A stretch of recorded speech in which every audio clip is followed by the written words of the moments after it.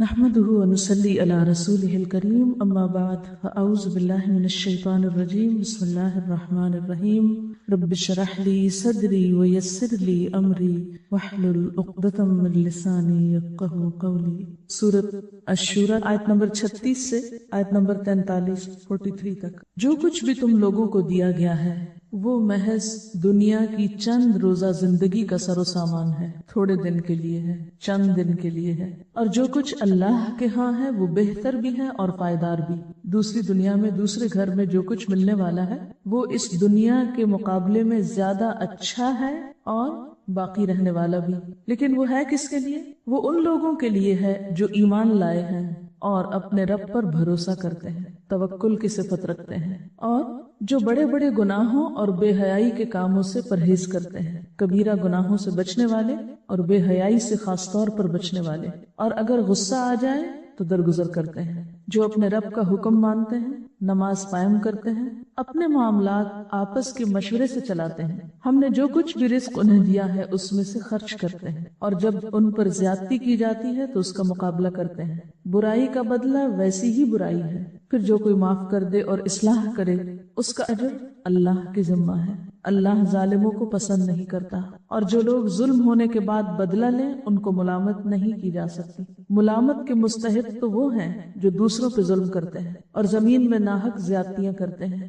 ایسے لوگوں کے لیے دردناک عذاب ہے۔ البتہ جو شخص صبر سے کام لے اور درگزر کرے تو یہ بڑی ہمت کے کاموں میں سے ہے۔ فما اوتیتم من شیء فمتاع الحیاۃ الدنیا، جو کچھ بھی تم کو ملا ہے۔ اب آپ سوچ سکتے ہیں کہ آپ کو کیا کچھ ملا ہوا ہے۔ اپنے جسم کے اندر آپ دیکھ سکتے ہیں کہ آپ کو کتنی نعمتیں ملی ہوئی ہیں، کتنی قوتیں ہیں آپ کے پاس۔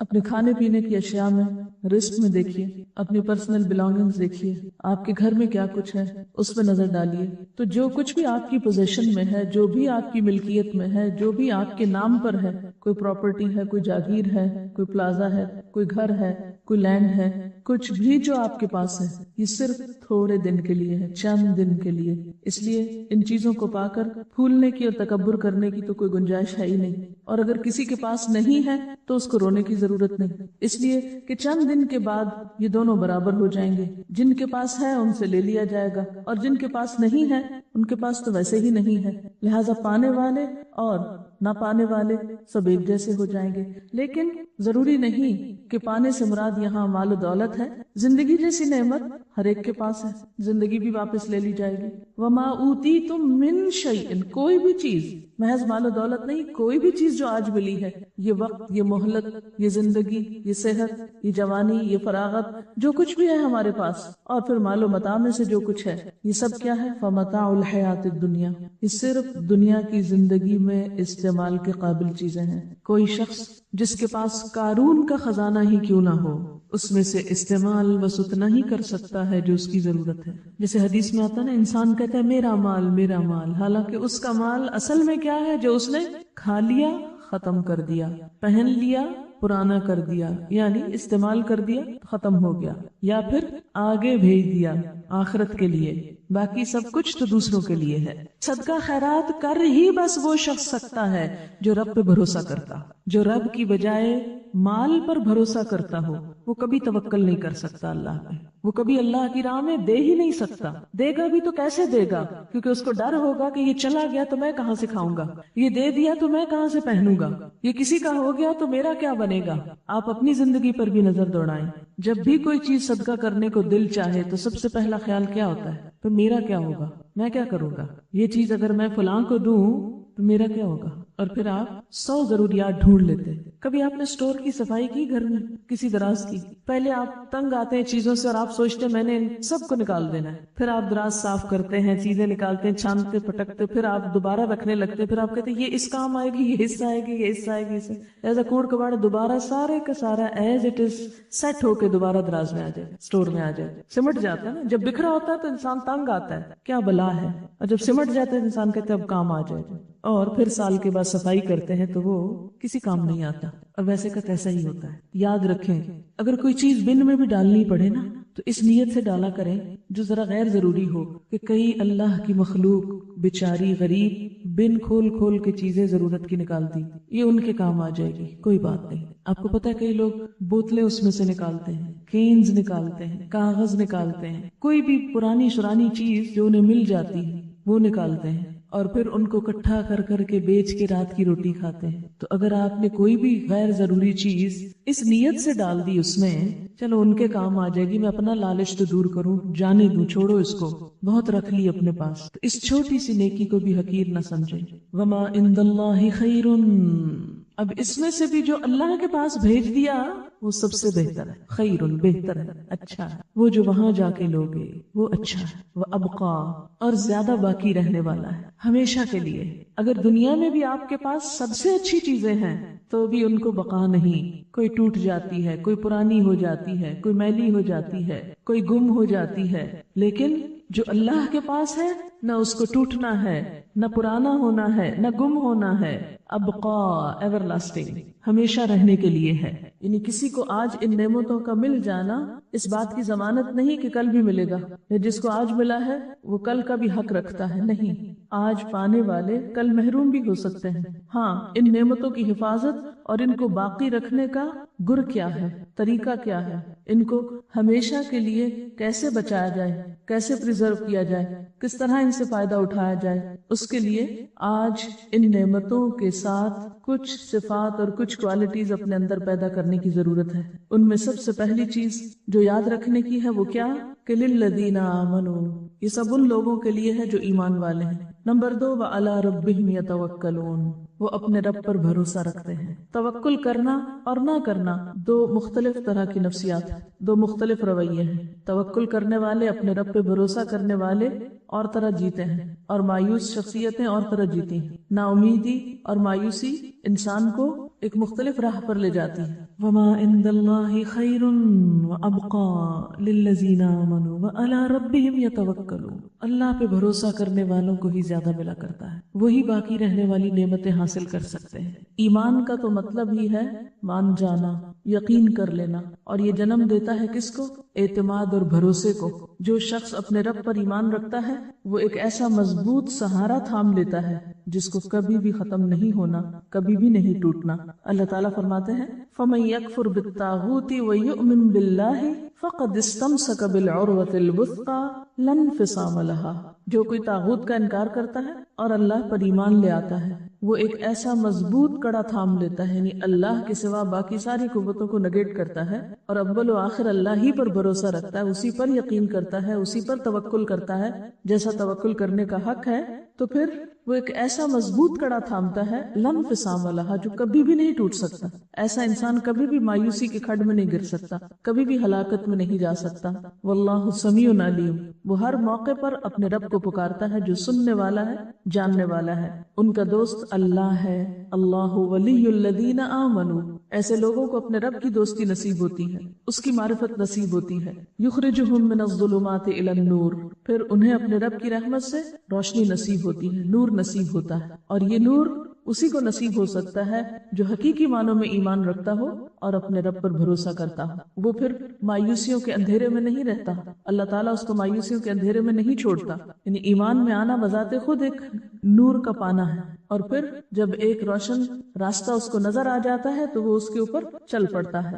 یخرجہم من الظلمات الی النور، اس کے برعکس والذین کفروا اولیاءہم الطاغوت یخرجونہم من النور الی الظلمات اولئک اصحاب النار ہم فیہا خالدون۔ تو بات یہ ہے کہ جن کے دل ایمان سے لبریز ہوتے ہیں اور پھر اس کے نتیجے میں توکل سے معمور ہوتے ہیں، پھر ان کی زندگیوں میں مایوسی اور پریشانی اور خوف اور غم اور تمام منفی کیفیات دور ہونے لگتی ہیں، وہ ان کو گھیر نہیں سکتے۔ یعنی غم کا زندگی میں آنا ایک فطری سی چیز ہے، خوف کا زندگی میں آنا، غم اور خوف کو محسوس کرنا ایک بالکل فطری بات ہے، لیکن غم اور خوف کے شکنجے میں جکڑا جانا اور ان کو اپنے سر پہ مسلط کر لینا، یہ بالکل ایک دوسری کیفیت کا نام ہے۔ جو لوگ حقیقی معنوں میں ایمان رکھتے ہیں اور اپنے رب پر توکل کرتے ہیں اور اپنے رب کو رب مانتے ہیں، وہ غمگین تو ہو سکتے ہیں لیکن غم کو اپنے اوپر مسلط نہیں ہونے دیتے۔ کسی بھی قسم کی منفی کیفیت کا اس طرح شکار نہیں ہوتے کہ اس سے ان کی صلاحیتوں کو زنگ لگنے لگے، یا ان کے اوقات برباد ہونے لگے، یا ان کی صلاحیتیں ختم ہونے لگے، یا پھر وہ اپنی زندگی میں کوئی تعمیری اور پروڈکٹیو کام نہ کر سکے. یہ نہیں ہو سکتا. ایمان انسان کو مضبوط بناتا ہے، جرأت مند بناتا ہے، اور حالات کا مقابلہ کرنا سکھاتا ہے. اور ان تمام آیات کی تھیم بھی یہی ہے، کیونکہ آگے جا کر آپ دیکھیں کہ جب ان پہ ظلم ہوتا ہے تو بدلہ لیتے ہیں، اور ان کے اندر اتنی طاقت ہوتی ہے کہ وہ صبر بھی کر سکتے ہیں، اور اتنے وسیع دل کے مالک ہوتے ہیں کہ وہ معاف بھی کر سکتے ہیں. لہذا وما عند اللہ خیر وابقى للذین آمنوا وعلی ربهم یتوکلون. آخرت کا گھر توکل کرنے والوں کے لیے، کیونکہ جو شخص اللہ پہ توکل کرتا ہے وہ ایک مثبت سوچ کا مالک ہوتا ہے. جو شخص مثبت سوچ کا مالک ہوتا ہے اس کی زندگی تعمیری، مفید اور خیر اور بھلائی کے کاموں سے بھری ہوئی ہوتی. وہ ہر دم، ہر لمحہ آگے کی طرف جا رہا ہوتا ہے، وہ اوپر کو جا رہا ہوتا ہے، وہ بلندی کی طرف جا رہا ہوتا ہے. جیسے ایک روایت میں آتا ہے کہ جس شخص کے 2 دن ایک جیسے گزرے وہ دھوکے میں رہا، یعنی اس نے نقصان اٹھایا. ایمان تو ہمیں ہر دم آگے بڑھنے کی تدبیریں بتاتا ہے، اور یہ آگے بڑھنا اسی کے نصیب میں ہو سکتا ہے جس کی سوچ تعمیری ہو، مثبت ہو، اور جس کے اندر ہر خوف اور غم کو نمٹنے کے لیے توکل کا ایک میزان ہو، یا توکل اور یقین ہو اس کے اندر. اور پھر کچھ اور صفات، والذین یجتنبون کبائر الاثم، ایسے لوگ جن کے اندر اتنی ایمانی جرت ہوتی اور جن کے اندر توکل ہوتا ہے، پھر وہ بڑے بڑے گناہوں سے بچ جاتے ہیں. مثلا بڑے گناہوں میں اکبر الکبائر کیا ہے؟ جھوٹ. مثلا معاملات کی بات اب کر رہے ہیں. جھوٹ سے کون بچ سکتا ہے؟ جس کے اندر ایمان ہوگا، جس کے اندر ایک جرت ہوگی، جو لوگوں سے نہیں ڈرتا ہوگا. جو جتنا لوگوں سے ڈرتا ہے اتنا زیادہ جھوٹ بولتا ہے. جو اپنے رب پہ بھروسہ کرنے کی بجائے لوگوں پہ بھروسہ کرتا ہے، لوگوں کو اپنا رب مانتا ہے، لوگوں سے مفادات حاصل کرنا چاہتا ہے، تو پھر وہ ان کی نظر میں اچھا بننے کے لیے طرح طرح کے جھوٹ بولتا ہے. یہ غلط رویے اختیار کرتا ہے. لیکن جو شخص اپنے رب کے سامنے سچا ہوتا ہے اور اپنے رب کے سامنے ایماندار ہوتا ہے، پھر اس کو کمزور سہاروں کی ضرورت نہیں ہوتی. پھر وہ ہر طرح کی برائی سے بچنے کی ہمت پاتا ہے اپنے اندر. جیسے ایک حدیث میں آتا ہے نا کہ ان الصدق یہدی الی البر وان البر یہدی الی الجنہ، کہ سچائی نیکی کی طرف لے جاتی ہے اور نیکی جنت کی طرف لے جاتی ہے. وَإِنَّ الرَّجُلَ لَيَصْدُقُ حَتَّى يُكْتَبَ عِندَ اللَّهِ صِدِّيقًا، اور ایک انسان سچ بولتا رہتا ہے یہاں تک کہ اللہ کے ہاں صدیق لکھ لیا جاتا ہے. وَإِنَّ الْكَذِبَ يَهْدِي إِلَى الْفُجُورِ وَإِنَّ الْفُجُورَ يَهْدِي إِلَى النَّارِ، اور جھوٹ برائی کی طرف لے جاتا ہے اور برائی جہنم کی طرف لے جاتی ہے. وَإِنَّ الرَّجُلَ لَيَكْذِبُ حَتَّى يُكْتَبَ عِندَ اللَّهِ كَذَّابًا، اور ایک شخص جھوٹ بولتا رہتا ہے یہاں تک کہ اللہ کے ہاں جھوٹوں میں لکھ لیا جاتا ہے. والذین یجتنبون کبائر الاسم، اور وہ لوگ جو اجتناب کرتے ہیں بڑے بڑے گناہوں سے، کبیرہ گناہوں سے، والفواحش، اور بے حیائیوں سے، وَإِذَا مَا غَضِبُوا هُمْ يَغْفِرُونَ، اور جب غضبناک ہوتے ہیں تو معاف کر دیتے ہیں. اب یہ آخرت کی باقی رہنے والی چیزوں کے مالکوں کی صفات بتائی جا رہی ہیں. نمبر 1 توکل کرتے ہیں، نمبر 2 بڑے گناہوں سے بچتے ہیں، احتیاط برتتے ہیں، اجتناب کرتے ہیں. والفواحش، فاحشہ کہتے ہیں کھلی برائی کو، صریح برائی.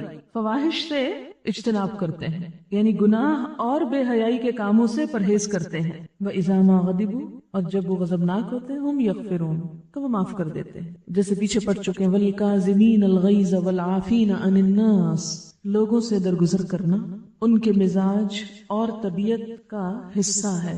جنت والوں کے مزاج میں ہے یہ بات کہ وہ لوگوں کے قصوروں سے درگزر کر جاتے ہیں. ان کے مزاج میں انتقام اور بدلہ نہیں. آپ صلی اللہ علیہ وسلم کے بارے میں آتا ہے کہ آپ نے اپنی ذات کے لیے کبھی بدلہ نہیں لیا. ہاں، اگر اللہ کی حدوں میں سے کسی حد کو توڑا جاتا تو وہ آپ کے لیے ناقابل برداشت تھا. یہ بخاری کی روایت ہے. اللہ کی حدود کا سب سے زیادہ لحاظ رکھتے تھے. اس پہ آپ نے حد بھی جاری کی، سزا بھی دی، کوڑے بھی مروائے، رجم بھی کروایا، ہاتھ بھی کٹوائے، کیونکہ وہ اللہ کی حد توڑی گئی تھی. تو والذین یجتنبون کبائر، وہ خود بخود کبائر سے نکلنا شروع ہو جاتے ہیں. یعنی سچے ایمان اور توکل کے بغیر کبائر سے بچنا بھی ممکن نہیں ہوتا. پھر کبائر میں غیبت کرنا، دوسروں کی پیٹھ پیچھے ان کی برائیاں کرنا. پھر کبائر میں زنا، شراب، چوری، دھوکہ، امانت میں خیانت، یہ ساری کبھی صفات اسی شخص کے اندر ہو سکتی ہیں جس کے اندر ایمان نہ ہو اور جس کا رب پر بھروسہ نہ ہو. جب اس کے دل سے لوگوں کا خوف نکلتا ہے تو پھر وہ صحیح رستے پر آ جاتا ہے. اور پھر خاص طور پر کبیرہ گناہوں میں والفواحش، فواحش سے بچتا ہے. فواحش کا لفظ فحش سے نکلا، کھلی برائی، اور خصوصاً بے حیائی کے کام. بے حیائی کے کاموں میں کیا چیزیں آتی ہیں؟ ایک تو یہ جھوٹ، دھوکہ، یہ سب بے حیائی کے کام ہیں. لیکن اس کے علاوہ دیکھیے گناہ کی تعریف کیا کی گئی کہ جس پر تم خوف کھاؤ کہ لوگوں کو پتہ نہ چل جائے، یعنی جس کے بارے میں تمہیں ڈر ہو کہ ہائے میرا پول نہ کھل جائے، جو کام تم لوگوں کے سامنے نہیں کر سکتے۔ اور اس سے بڑی برائی کیا ہے کہ تم ڈھٹائی سے برے کام کرو، یعنی عام گناہ کیا ہے، کبیرہ گناہوں میں بہت سے گناہ آتے ہیں جو کھلے کیے جائیں یا چھپے کیے جائیں، لیکن فواحش وہ ہیں جو کھلے عام کیے جائیں، یعنی پھر یہ کبیرہ گناہوں سے بھی ان کی شدت بڑھ جاتی ہے، یعنی انتہائی ڈھٹائی سے کیے جانے والے غلط کام جس میں انسان کی حیا نہیں رہتی۔ حدیث میں آتا نا اذا لم تستحی فاصنع ما شئت، جب تم میں حیا نہیں تو جو چاہے کرو، تو ایسا شخص پھر ڈٹ کے برائی کرتا ہے، کہتا ہے جو کرنا ہے کر لو، میں تو یہی کروں گا، یعنی اس کو نہ بندوں کی حیا ہے نہ اللہ کی حیا ہے، لہٰذا ایسے کام فواحش میں آتے ہیں۔ اسم کیا ہے؟ الاثم ما حاک فی نفسک، گناہ وہ ہے جو تمہارے دل میں کھٹکے اور تمہیں ڈر لگے کہ لوگوں کو پتہ نہ چل جائے، اس کو اسم کہتے ہیں۔ اور اسم کے بعد پھر فواحش آتے ہیں کہ وہ ڈر بھی نکل جائے، وہ جھجک بھی ختم ہو جائے اور کھلے عام انسان غلط کام کرنا شروع کر دے۔ تو جنت میں جانے والے ان دونوں طرح کے گناہوں سے بچتے ہیں، اسم سے بھی بچتے ہیں، فحش سے بھی بچتے ہیں۔ وَإِذَا مَا غَضِبُوا هُمْ يَغْفِرُونَ، اور اپنے جذبات پر خوب قابو رکھتے ہیں، یعنی جب کسی کے خلاف غصہ بھی آ جائے تو محض غصے کا اظہار کر کے اپنے جذبات کی تسکین نہیں کرتے، معاف کرنا بھی جانتے ہیں، غصہ دلانے والی چیزوں پر معاف کر سکتے ہیں۔ اور کیا صفات ہوتی ہیں ان کے اندر؟ وَالَّذِينَ اسْتَجَابُوا لِرَبِّهِمْ، اور وہ لوگ جو اپنے رب کا ہر حکم مانتے ہیں، لبیک کہتے ہیں۔ استجابت کیا ہوتی ہے کہ رب کے کسی بھی حکم کے بارے میں ان کے اندر کوئی کمپلیکس نہیں ہوتا، اطاعت کے راستے میں کوئی چیز رکاوٹ نہیں ہوتی، رب کی پکار پر فوراً لبیک کہتے ہیں۔ رب کی بات سنتے ہی کیا کرتے؟ سمعنا واطعنا، ہم نے سنا اور ہم مان لیتے۔ کوئی حکم سنا، جی اللہ تعالیٰ ہم ایسا ہی کریں گے، یہ نہیں کرتے یہ کیوں ہے، یہ کیسے ہے، حجت بازی، بحث مباحثہ نہیں، سمعنا واطعنا۔ کسی بھی بات کے لیے اتنا ہی کافی ہے کہ وہ اللہ کا حکم ہے، اس کی کوئی ریزن سمجھ میں آتی ہے یا نہیں، بس اتنی ریزن ہی بہت ہے کہ وہ اللہ کا حکم ہے۔ والذین استجابوا لربہم وَأَقَامُوا الصَّلَاةَ، اور نماز قائم کرتے ہیں۔ نماز کا قائم کرنا جنت میں لے جانے والے کاموں میں سے ہے۔ اور پھر اجتماعی معاملات میں وَأَمْرُهُمْ شُورَىٰ بَيْنَهُمْ، تنہا فیصلے نہیں کرتے بلکہ مشورے سے کام کرتے ہیں۔ تنہا فیصلے وہ شخص کرتا ہے جو اپنے آپ کو بڑی چیز سمجھتا، یعنی خود کو بہت عقل مند سمجھتا، لہٰذا اپنی مرضی پر، اپنے اون پر، اپنے خیال کے مطابق چیزوں کو جیسے بہتر پائے ویسے ہی فیصلہ کر لی، ویسے ہی کر گزرے۔ لیکن ایمان والوں کی صفت یہ نہیں ہوتی، اور اس چیز کو اپنے خلاف نہیں سمجھتے۔ بعض لوگ مشورہ کرنے کو اپنی عقل یا اپنی شان کے خلاف سمجھتے ہیں کہ ہم کیوں کسی سے مشورہ کریں، کیا ہم میں عقل نہیں، ہم سمجھدار نہیں، ہم اپنی آزادی کو خود استعمال کریں، ہم جیسے جی چاہیں کام کریں۔ نہیں، آپ اپنی ذاتی زندگی کے بارے میں تو آزاد ہیں۔ مثلا آپ نمکین پسند کرتے ہیں یا میٹھا، آپ کا جو جی چاہے کھائیں، اس میں آپ کو کسی سے مشورہ کرنے کی ضرورت نہیں، اللہ یہ کہ آپ بیمار ہو جائے تو پھر آپ کو ضرور پوچھنا پڑے گا ڈاکٹر سے کہ مجھے کیا کھانا چاہیے اور کیا نہیں، پھر وہ آپ سے فیس بھی لے گا مشورے کی اور آپ پر پابندیاں بھی لگائے گا۔ لیکن اجتماعی معاملات کسی ایک شخص کی مرضی سے نہیں چلا کرتے، چاہے وہ گھر کی اجتماعیت ہو، چاہے وہ کسی ادارے کی اجتماعیت ہو، اس میں باہم مشورہ بے حد ضروری ہے، اور مشورہ پھر کامیابی کا راستہ کھولتا ہے۔ اور مشورہ کیا ہے؟ دراصل کسی بھی کام کے بہتر پہلو کو اختیار کرنے کے لیے بہتر رائے کا انتخاب، اور دوسرے سب کو ساتھ ملا کر چلنا، یعنی ٹیم ورک کی جان یا روح ہوتا ہے، باہمی اعتماد کو ظاہر کرتا ہے۔ وَأَمْرُهُمْ شُورَىٰ بَيْنَهُمْ، اور ان کے آپس کے معاملات مشورے سے طے ہوتے ہیں۔ یہ جنت کے وارثوں کی ایک اہم خوبی ہے۔ شورا کا لفظ ذکرا اور بشرا کی طرح باب مفاعلہ سے اسم مصدر ہے، یعنی اہل ایمان ہر اہم کام باہمی مشاورت سے کرتے ہیں، اپنی ہی رائے کو حرف آخر نہیں سمجھتے۔ خود نبی صلی اللہ علیہ وسلم کو بھی اللہ تعالیٰ نے حکم دیا کہ مسلمانوں سے مشورہ کیجیے۔ آل عمران 159 میں آتا ہے وَشَاوِرْهُمْ فِي الْأَمْرِ، چنانچہ آپ صلی اللہ علیہ وسلم جنگی معاملات اور دیگر اہم کاموں میں مشاورت کیا کرتے تھے۔ اس کا فائدہ کیا ہوتا ہے؟ اس سے ان لوگوں کی حوصلہ افزائی ہوتی ہے جن سے مشورہ کیا جاتا ہے، اور دوسرا فائدہ کیا ہوتا ہے کہ کسی کام کے اہم حصے نمایاں ہو جاتے ہیں، کیونکہ ہر شخص اپنے اپنے اینگل سے دیکھ رہا ہے۔ مثلا اگر ہم نے اس کمرے کا حدود اربع بیان کرنا ہو تو اگر صرف میں ایکسپلین کرتی رہوں گی تو بات پوری نہیں کر سکوں گی۔ کیوں؟ اس لیے کہ میں صرف اپنے سامنے والی چیز کو دیکھ رہی ہوں۔ اگر میں آپ کو بھی شریک کر لوں گی تو آپ ان چیزوں کو دیکھ رہے ہیں جو میرے پیچھے ہیں، جو مجھے نظر نہیں آ رہی۔ اس طرح ایک مکمل پکچر بن جائے گی، ٹھیک ہے نا؟ مشورہ بھی ایسا ہی ہوتا ہے. کسی بھی معاملے کے بارے میں جب مشورہ کیا جاتا ہے آمنے سامنے بیٹھ کر، تو ایک شخص ایک اینگل سے دیکھتا ہے، دوسرا دوسرے سے، اور اس طرح وہ پوری چیز سامنے آ جاتی ہے. اور ہم دیکھتے ہیں کہ نبی صلی اللہ علیہ وسلم نے زندگی کے بہت سارے معاملات میں مشورے کیے.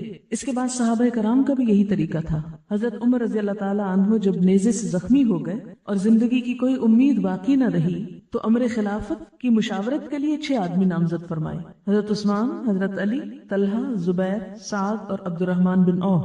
انہوں نے باہم مشورہ کیا اور آپس میں مشورے کے علاوہ اور لوگوں سے بھی مشورہ کیا، اور اس طرح حضرت عثمان کو خلافت کے لیے نامزد کر دیا گیا. بعض لوگ یہ سمجھتے ہیں کہ قومی اور اجتماعی سطح پر ہو تو مشورے سے مراد جمہوریت ہے. نہیں، اس لیے کہ جمہوریت میں ہر کہ و میں سے مشورہ کیا جاتا ہے، جو بھی سلیکٹ ہو کے آ جائے، خواہ وہ اس چیز کا اہل ہو یا نہ ہو. اب آپ دیکھیں کہ اس وقت دنیا میں جہاں جہاں جمہوریت ہے، پارلیمنٹ موجود ہے، وہاں پر جو ممبرز ہوتے ہیں، ایم این ایز ہوتے ہیں، مختلف علاقوں سے آئے ہوئے، ان میں سے اکثریت ایسی ہوتی ہے جو امور مملکت کو، دنیا کے حالات کو کچھ بھی نہیں جانتے ہوتے. کسی کام کو کیسے چلانا ہے، کیسے کرنا ہے، ان کے پاس کوئی تجربہ نہیں ہوتا. ان کا سب سے بڑا کریڈٹ یہ ہے کہ وہ لوگوں کے پسندیدہ شخصیتیں، لوگوں نے انہوں نے بھیج دیا ہے. وہ آگے جا کے کیا کرتے ہیں، کیا نہیں کرتے، کچھ خبر نہیں. کئی ایک لوگ تو پڑھنا لکھنا بھی نہیں جانتے. کئی ایک لوگ دنیا کی تو کیا اپنے آپ کی خبر نہیں رکھتے. اس لیے وہ جو نظام پھر چلاتے ہیں وہ آپ کے سامنے ہے. اگر آپ نے ایک بلڈنگ بنانی ہے تو مشورہ ٹانگے والے سے کریں گے، فلمی اداکار سے کریں گے، کیونکہ یہاں تو کھلاڑی بھی آ رہا ہے، اداکار بھی آ رہا ہے، ٹانگے والا بھی آ رہا ہے، کاشتکار بھی آ رہا ہے، اسمبلی کا ممبر بن کے مشورے دینے لگے ہیں یہ لوگ حکومت چلانے کو. تو بلڈنگ بنانے کے لیے تو آپ کو مشورہ کرنا ہے کس سے؟ آرکیٹیکٹ سے، انجینئر سے، متعلقہ افراد سے. اور ملک چلانے کے لیے مشورہ کر رہے ہیں آپ ان حضرات سے. خیر، میرا فیلڈ نہیں ہے سیاست، اس لیے زیادہ بات نہیں کروں گی. جو فیلڈ نہ ہو اس پر زیادہ نہیں بولنا چاہیے. بہرحال وَأَمْرُهُمْ شُورَىٰ بَيْنَهُمْ، مشورے کا جب اللہ نے حکم دیا، اور یہ دیکھیں ان صفات میں سے ہے جو جنت میں لے جانے والی ہیں. اس کو معمولی صفت نہ سمجھے، یہاں پر معمولی چیز نہ لیں اس کو کہ ٹھیک ہے دل چاہے گا مشورہ کریں گے، نہیں تو نہیں صحیح. نہیں، آپ کو کرنا ہے اگر آپ جنت میں جانا چاہتے ہیں. اب آپ دیکھیں کہ مشورہ جہاں کرنا ضروری ہے وہاں ہر معاملے اور ہر چیز میں بھی نہیں کرنا ہوتا. مثلا میں کھانا کھاؤں کہ نہ، اب اس پر مشورے کی نہیں ضرورت. نماز پڑھوں یا نہ، اگر آپ اکثریت کہہ دیں گے مجھے نماز پڑھنی چاہیے تو میں پڑھ لوں گی. اگر آپ کہیں نہیں آپ کو کوئی بات نہیں، آج آپ نہ پڑھیں، تو میں کو نہیں، میں نہیں پڑھ رہی. سب نے مجھے مشورہ دیا تھا نماز نہ پڑھنا، تو اللہ تعالیٰ آپ نے کہا تھا مشورہ کرنا. تو ایسے معاملات میں مشورہ نہیں ہے. مشورہ ایسے معاملات میں ہے کہ جس کا تعلق اجتماعیت سے ہے، زیادہ لوگوں کے مفاد سے ہے، 2 یا 2 سے زائد لوگوں کے مفاد میں جو چیز ہے. اور پھر اس میں کوئی بھی شخص اگر اجتماعی فائدوں کو یا اجتماعی کام کو صرف اپنی منمانی اور ون وے ٹریفک کے طریقے سے کسی گاڑی کو دھکیلنا چاہے تو ہو سکتا ہے وہ منزل تک نہ پہنچائے. اور پھر آپ دیکھیں کہ جو شخص اجتماعی معاملات میں صرف اپنی مرضی کرتا ہے وہ سب کی ذمہ داری اپنے اوپر لیتا ہے. اگر کام غلط ہو گیا تو اس کا مطلب کیا ہے کہ قصوروار وہی ہے. جب مشورے سے ہوا تو اس ذمہ داری کو سب نے بانٹ لیا، تو یہ ایک فائدہ ہو جاتا ہے مشورے کا. اور پھر اسی طرح مشورہ اس لیے بھی مفید ہے کہ جو معاملہ سب سے متعلق ہے اس میں سب کو باخبر بھی رکھا جائے، سب کو پتا ہو کہ ان کے بارے میں کیا ہو رہا ہے. پھر اسی طرح یہ ہے کہ اجتماعی معاملات کو چلانے کے لیے جس شخص پر ذمہ داری ڈالی جائے وہ بھی مشورے سے ہو، تاکہ لوگوں کی پسند کے مطابق، یعنی اللہ کی پسند تو بہرحال اوپر ہے، عام روزمرہ مثلاً چھوٹی چھوٹی چیزوں میں جو ذمہ داری دی جاتی ہے انتظامی امور میں، تو اس میں اہلیت کے ساتھ لوگوں کی رائے لینے میں، مشورہ کرنے میں کہ کس شخص کو کس چیز پر متعین کیا جائے، نقصان کی بات نہیں. پھر ایسے لوگ مشورہ دیں جو اہل ہوں. پھر اپنے ضمیر اور ایمان کے مطابق کسی لالچ کے یا کسی خوف کے دباؤ میں نہ مشورہ دیں.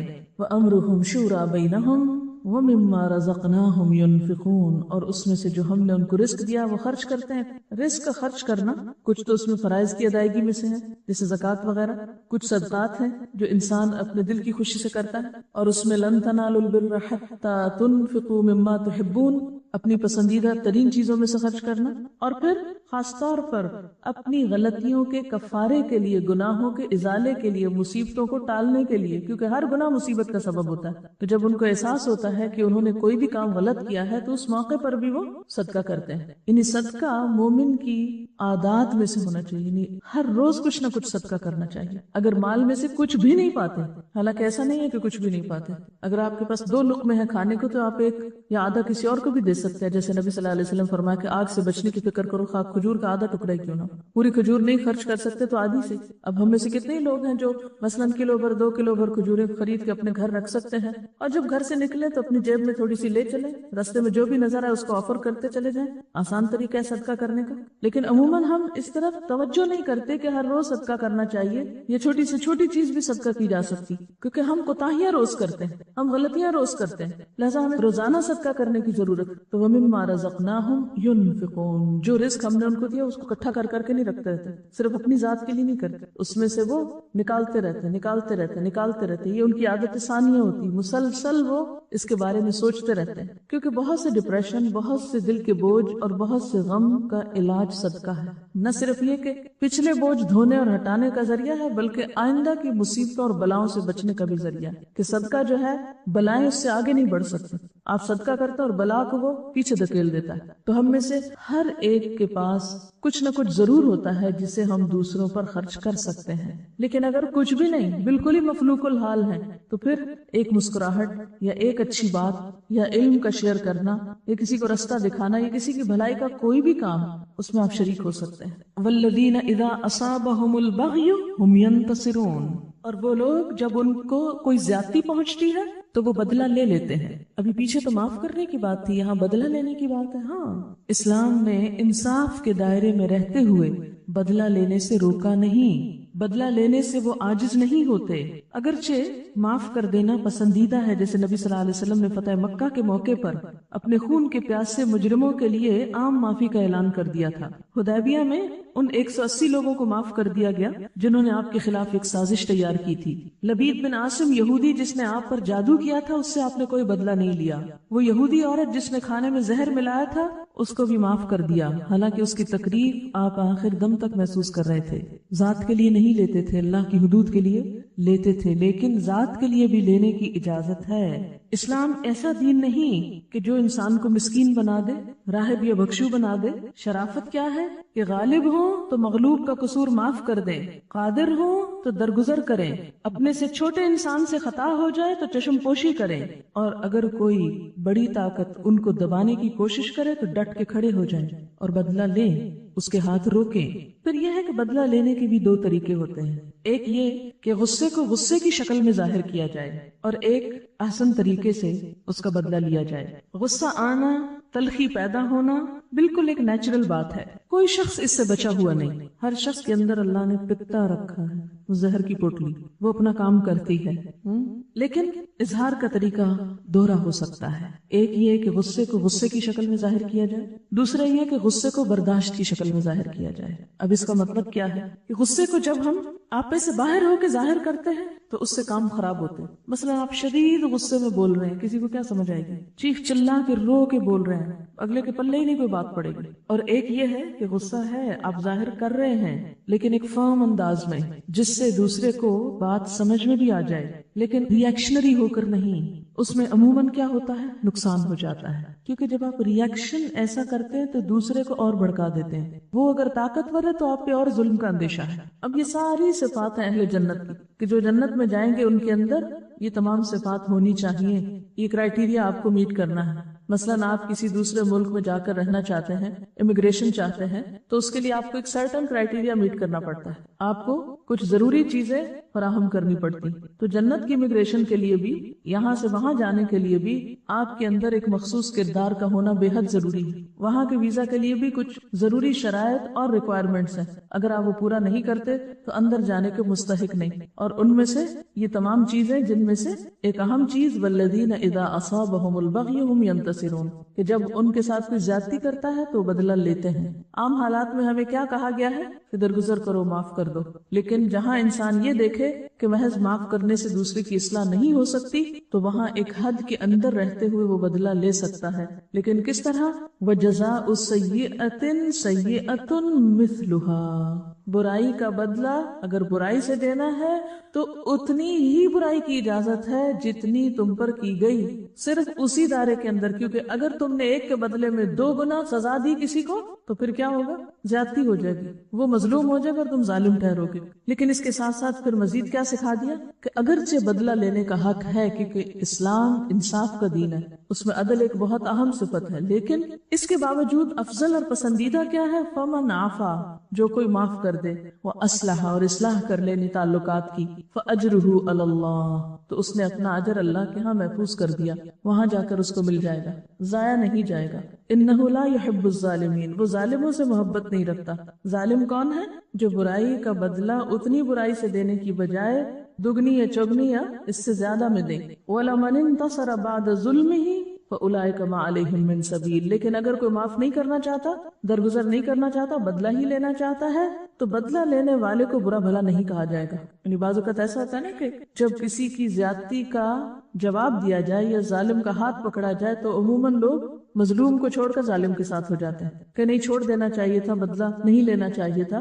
بعض اوقات ایسا ہوتا ہے نا کہ اگر ایک شخص نے اس نے قتل کیا، اب اس کی سزا کیا ہے؟ قتل، قتل کا بدلہ قتل۔ اب اگر کوئی انصاف کی خاطر، بدلے کی خاطر اس شخص کو کافر کردار تک پہنچاتا ہے اور اس شخص کو پھانسی ہو جاتی ہے یا وٹ ایور جو بھی طریقہ ہے بدلے کا، تو عموماً پھر عامت الناس کا رجحان کیا ہوتا ہے کہ نہیں، اس شخص نے توبہ کر لی تھی، معافی مانگ لی تھی، تو اب اس کو سزا نہیں ملنی چاہیے۔ نہیں، یہ حق اللہ نے کس کو دیا ہے؟ مقتول کے وارثوں کو دیا ہے۔ وہ چاہیں تو معاف کر دے، چاہیں تو بدلہ لے، جو بدلہ لے گا اس کو کوئی برا نہیں کہے گا۔ فَأُولَئِكَ مَا عَلَيْهِم مِّن سَبِيلٍ، ایسے لوگوں کو ملامت نہ کی جائے گی۔ بدلہ لینے والے کو آپ برا بھلا نہیں کہہ سکتے، لیکن اس وقت تک جب کہ وہ اتنا ہی لے جتنی اس پر زیادتی ہوئی، آگے نہ بڑھے۔ ہاں آگے بڑھے تو پھر وہ ظالم ہوگا۔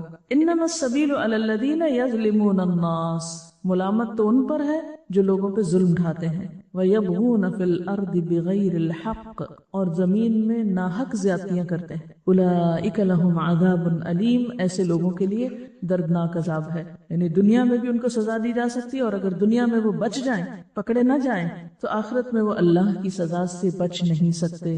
أُولَئِكَ لَهُمْ عَذَابٌ أَلِيمٌ، وہاں وہ دردناک سزا پائیں گے۔ اور خلاصہ کیا ہے اس سارے معاملے کا؟ وَلَمَنْ صَبَرَ، ابتدائی گفتگو میں ایمان کی بات تھی، توکل کی بات تھی، اور انتہائی گفتگو میں صبر۔ وَلَمَنْ صَبَرَ وَغَفَرَ، اور جو کوئی صبر کرے اور معاف کر دے، دوسروں سے درگزر کرے۔ إِنَّ ذَلِكَ لَمِنْ عَزْمِ الْأُمُورِ، یہ بڑی ہمت کے کاموں میں سے ہے۔ اور یہ ہمت کس کے اندر آتی ہے؟ جس کے اندر ایمان کی پختگی ہو، کردار کی پختگی ہو، اخلاق کی بلندی ہو، جو اپنے رب پر بھروسہ کرنا جانتے ہوں۔ یہاں ایک بات یاد رکھیے کہ غصے پر قابو پانے کی بات تو ہے ہی، لیکن جو چیز کہی جا رہی ہے وہ یہ کہ غصے کے باوجود معاف کر سکتے ہیں، یعنی غصہ ہے تو پھر بھی معاف کر دیتے ہیں۔ یہاں توکل کی صفت جو ہے وہ ساری خوبیوں کا اور ان آگے کے سارے کاموں کے لیے ایک بنیاد نظر آتی ہے۔ یعنی توکل کے بغیر آپ باقی کام نہیں کر سکتے، کیونکہ انسان کو کیا چیز اللہ کی اطاعت سے روکتی ہے؟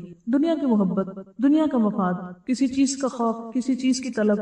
تو جب آپ کے اندر توکل آ جاتا ہے تو پھر آپ دنیا سے بے نیاز ہونے لگتے ہیں۔ جب بے نیاز ہو جاتے ہیں تو آپ کے اندر ایک بے خوفی کی کیفیت پیدا ہوتی ہے، یعنی خوف ختم ہو جاتا ہے آپ کے اندر سے، تو پھر آپ کے اندر ایک ایسی جرت پیدا ہوتی ہے کہ آپ بڑے بڑے سٹیپ اٹھا سکتے ہیں۔ یہ ساری باتیں جو ہیں عزم الامور میں سے ہیں، بڑی ہمت کے کاموں میں سے ہیں۔ یہ ہمت کس کے اندر آتی ہے؟ جس کا اپنے رب پر بھروسہ ہو، جس نے اپنے رب کو پا لیا ہو۔ اصل بات یہی ہے کہ بنیادی کردار نہیں ہے ہمارے اندر۔ ایک بڑے سیناریو میں جب ہم چیزوں کو دیکھتے ہیں تو وہ سمٹ کے پھر چھوٹے میں آ جاتا ہے۔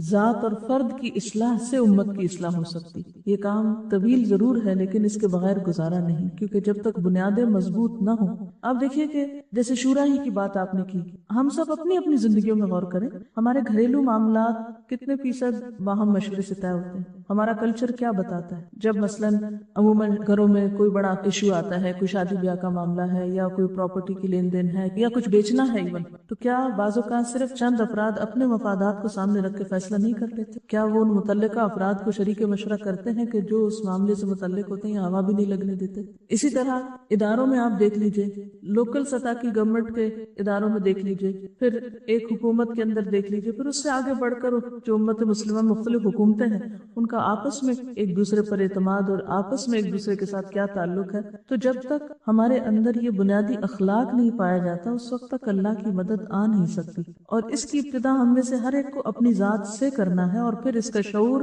عام کرنا ہے اور دوسروں کے اندر بھی بیدار کرنا ہے. آپ دیکھیے کہ ایمان کے فوراً بعد توکل کا جو ذکر ہوا ہے یہ تمام چیزوں کے اندر آپ کو نظر آئے گا. مثلا بڑے گناہوں سے بچنے کے لیے بھی توکل چاہیے. آپ جھوٹ بول کر دھوکہ دے کر بہت کچھ نفع کما سکتے ہیں اپنی تجارت میں, لیکن آپ اپنے اصولوں پہ قائم رہتے ہیں, آپ دھوکہ اور فریب سے بچتے ہیں. کیا چیز آپ کو بچائے گی؟ توکل کہ نہیں, جس رب نے رزق دینا وہ دے گا. جھوٹ اور فریب کے ذریعے میں اپنی آمدنی نہیں بڑھا سکتا. اسی طرح باقی گناہوں سے بچنا, فواحش سے بچنا, پھر اسی طرح یہ جتنی بھی اگلی صفات ہیں, حتیٰ کہ نماز کے اندر بھی آپ دیکھیے بعض اوقات ہم نماز کیوں مختصر کر دیتے ہیں, یہ کیوں جلدی پڑھتے ہیں کہ ہمیں کوئی اور فائدہ یاد آ رہا ہوتا ہے کہ وہ فلاں کام ہمارا چھوٹ جائے گا, فلاں کام رہ جائے گا, تو میں جلدی سے فلاں نفع کو حاصل کروں.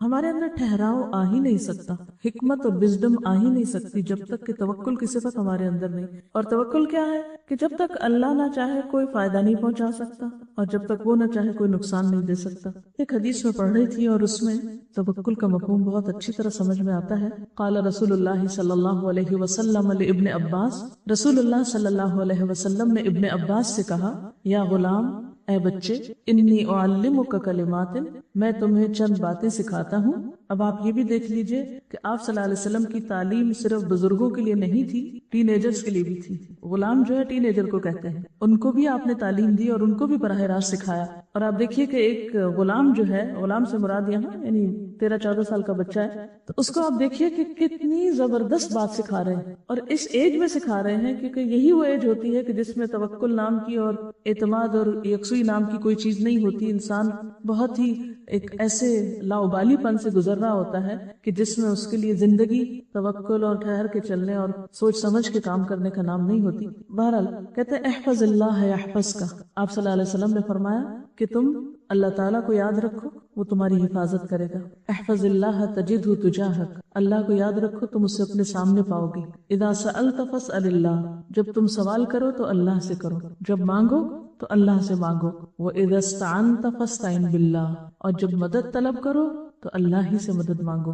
وَعَلَمْ, اور یاد رکھو, أَنَّ الْأُمَّةَ لَوْ اجْتَمَعَتْ, اگر سارے لوگ اس بات پہ اکٹھے ہو جائیں, عَلَىٰ أَن يَنْفَعُوكَ بِشَيْءٍ, کہ تمہیں کسی چیز میں کوئی فائدہ پہنچا سکے, لَمْ يَنْفَعُوكَ إِلَّا بِشَيْءٍ قَدْ كَتَبَ اللَّهُ لَكَ, مگر اتنا ہی فائدہ دے سکتے ہیں جتنا اللہ نے تمہارے حصے میں لکھ دیا, اس سے آگے کوئی نہیں فائدہ دے سکتا. وَإِنِ اجْتَمَعُوا عَلَىٰ أَن يَضُرُّوكَ بِشَيْءٍ, اور اگر وہ سارے اکٹھے ہو جائیں کہ تمہیں کوئی نقصان دے دے, لَمْ يَضُرُّوكَ إِلَّا بِشَيْءٍ قَدْ كَتَبَهُ اللَّهُ عَلَيْكَ, تو وہ تمہیں ہرگز بھی نقصان نہیں دے سکتے مگر وہی جو اللہ نے تمہارے لیے لکھ دیا. رفعت الاقلام, قلم اٹھا لیے گئے, وجفت الصحف, صحیفے خشک ہو گئے. نے لکھنے کے بعد سیاہی جب خشک ہو جاتی ہے تو تحریر سخت ہو جاتی ہے, پھر آپ اس کو مٹا نہیں سکتے, اس کو سمجھ نہیں کر سکتے. تو یہ ساری حدیث ہمیں کیا سکھاتی؟ توکل سکھاتی. اس سے پہلے ہر دم اللہ کا احساس اور اس کی معرفت, اس کا ذکر, اس کی یاد, یعنی ذکر یہاں کسی لفظی معنی میں اس کو رولا نہیں کہا گیا. اللہ کی حفاظت کرو لفظی معنی, یعنی اللہ تعالیٰ کا جو وجود ہے اس کا لحاظ رکھو, پاس رکھو, اسے اپنے سامنے پاؤ, یعنی اس کو محسوس کرو, اور پھر اللہ سے مانگو, اس سے مدد طلب کرو اور لوگوں سے بے نیاز ہو جاؤ. لوگ تمہیں سارے مل کے بھی کوئی فائدہ نہیں دے سکتے اور سب مل کے کوئی نقصان نہیں دے سکتے. جتنا زیادہ اس بات پر یقین ہوتا ہے اتنا ہی زیادہ انسان پھر اپنے اصولوں پہ قائم رہتا ہے, ورنہ اپنے ہر اصول کو لوگوں کی مرضی کے مطابق تبدیل کرتا چلا جاتا ہے. نہ پھر گناہوں سے بچ سکتا ہے اور نہ ہی معاف کر سکتا ہے اور نہ ہی باقی صفات اس کے اندر آ سکتی ہیں جیسے صدقہ خیرات وغیرہ کی. اوور آل ہماری ساری زندگی لوگوں کے گرد گھومتی ہے. ہم پیپل سینٹرڈ لوگ ہیں, ہمارا مرکز و محور لوگ ہیں, یا اپنی ذات ہوتی ہے یا پھر لوگ ہوتے ہیں, اوپر نہیں اٹھتے اس سے. اور جب تک علی ربہم یتوکلون کی صفت نہیں آتی آپ کچھ بھی نہیں کر سکتے. جب ہم اللہ پہ بھروسہ نہیں کرتے تو یقیناً ہمیں کسی اور پہ بھروسہ کرنا پڑتا ہے, اور وہ سب کمزور سہارے ہیں جو خود بھی گرتے ہیں اور ہم بھی ان کے پیچھے گرتے ہیں. کسی نے لکھا ہے کہ عام زندگی میں کانفیڈنٹ اسے کہا جاتا ہے جسے اپنے اوپر بھروسہ ہوتا ہے اور نڈر ہو کر کوئی بھی غلط کام کر سکتا ہے, مگر اللہ کے ہاں کانفیڈنٹ وہ ہے جسے اللہ پر توکل ہو. جو نڈر ہو کر کوئی بھی غلط کام کر لیتا ہے وہ تو پھر فواحش کا شکار ہو جاتا ہے. سبحانک اللہم و بحمدک نشہد ان لا الہ الا انت نستغفرک و نتوب الیک. والسلام علیکم ورحمۃ اللہ وبرکاتہ.